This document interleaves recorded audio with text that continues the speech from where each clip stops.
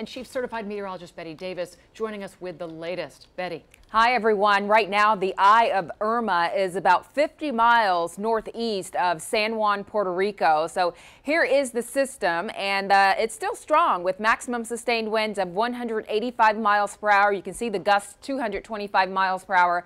Pressure 914 millibars. So that was one change. We saw those millibars dropping off, sign of some intensification. It is moving west-northwest at 16 miles per hour. And yes, Puerto Rico is feeling Irma right now. Even though the center's offshore and will likely pass offshore, it is feeling those rain bands, the rain and the wind. Tropical storm force winds extending outward from the center of Irma up to 185 miles, and hurricane force winds outward up to 50 miles. Meantime, the Leeward Islands, so hard hit, will eventually even get away from the backside of the system as it continues to pull off toward the west-northwest. So some better news for them. Conditions will be improving while Puerto Rico is now in the throes of Irma. Here's the projected path from the National Hurricane Center as it is forecast to stay a Category 5 as it moves closer, moving into tomorrow to that north coast or just offshore of the north coast of Hispaniola. And then we head out into Friday, still showing the intensity forecast at Cat 5 as it's moving between, say, parts of the Bahamas and Cuba, and then into Saturday, dropping off to a Cat 4 as it's just near that north central coast of Cuba, we'll say, and certainly parts of the Bahamas could still be feeling this system, and it starts to approach South Florida by Sunday, could be very near us or right over our area. So Irma definitely still has our attention as a lot of you prepare. So it's not just the wind and the rainfall for places like Puerto Rico. Also, the storm surge could be problematic. Notice for Puerto Rico on that northern coast, the forecast calling for some 4 to 6 feet of storm surge. And even for the Bahamas, that south and central coast, 15 to 20 feet of storm surge as Irma will continue to be on the move, moving toward later in the week and into the weekend. Let's bring in our hurricane specialist, Max Mayfield, for a lot more on Irma, its path, and its intensity. Okay, just one note here, as it's near Puerto Rico now and passing to the north, even after that eye moves beyond Puerto Rico to the northwest of Puerto Rico, the winds are going counterclockwise around that eye. So when they have southwesterly flow, even on the south side of Puerto Rico, they're going to get tremendous rains there. So this is going to impact more of Puerto Rico than it looks like here.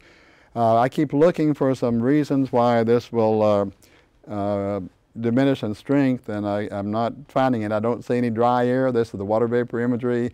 There's no wind shear. If you look at the high cloud there, it's being evacuated very efficiently. It's a clockwise motion there that most really powerful hurricanes have. I don't see anything to get in its way here and significantly weaken it unless it actually moves over one of the bigger islands, Hispaniola or Cuba.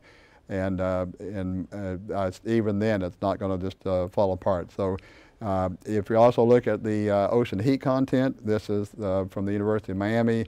Those yellows, oranges, and reds show that we have not only warm water, but deep warm water in the path of Irma. So I think you can get a feel for why we're having these evacuations. This is the real thing, and as we look at this, and I promise you, the Hurricane Center doesn't want you to think there's a guarantee on exactly where that Sunday afternoon position is going to be over southeast Florida there.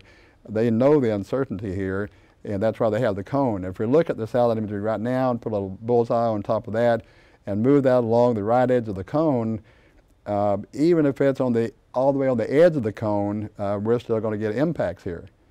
And the truth is, it may not be the forecast areas are usually going to be less than that for a strong hurricane. If you move that along the west side, we're still in the area too.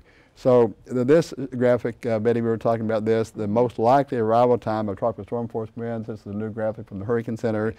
And this looks like the most likely arrival time would be Saturday evening. Right, and I've been getting emails and questions from people. When is it too late for me to get out? As we look at these live pictures, by the way, from San Juan, Puerto Rico, an area now being lashed by Hurricane Irma. The core of Irma likely to stay offshore, but they are going to have some issues there in terms of the rain associated with Irma, and also looking at the storm surge potential, and that rain is going to add up in some places as well. Those tropical storm force winds extending way out from the center. So far, what I've seen from San Juan, Puerto Rico, the sustained winds approaching tropical storm force, and depending on how close the center gets, they could get into some hurricane force winds there.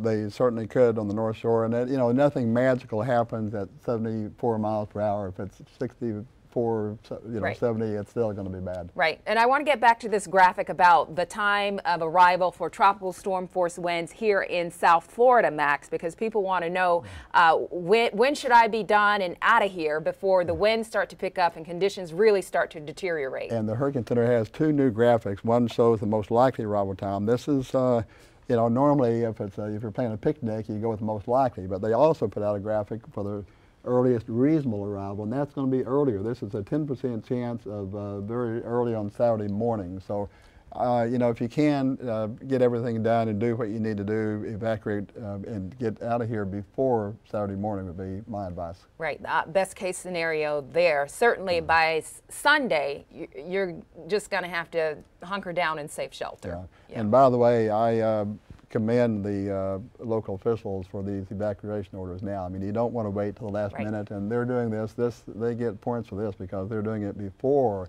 the hurricane watch and before the hurricane warning even go up. Right. So they are ahead of the game. They know they need to be with as many people as we have that need to evacuate for this powerful storm. Oh, indeed it is. Forecast to be a major hurricane the whole way. Back to those live images from San Juan, Puerto Rico. You can see the sway in the palms, and at times our Ross Palumbo letting us know there have been some issues with the power flickering there, and this is what it looks like as the core, the eye of Hurricane Irma, is about 50 miles northeast of San Juan, and they are caught up in those rain bands, in the wind, and conditions there will be this way for the rest of the afternoon and into the evening, as this is a large system. So just a lot of territory it's covering from the north coast to the south coast. Yeah, that's right. And it's going to be a long, you know, a long week actually. It's still got many, many more islands to go through. All right.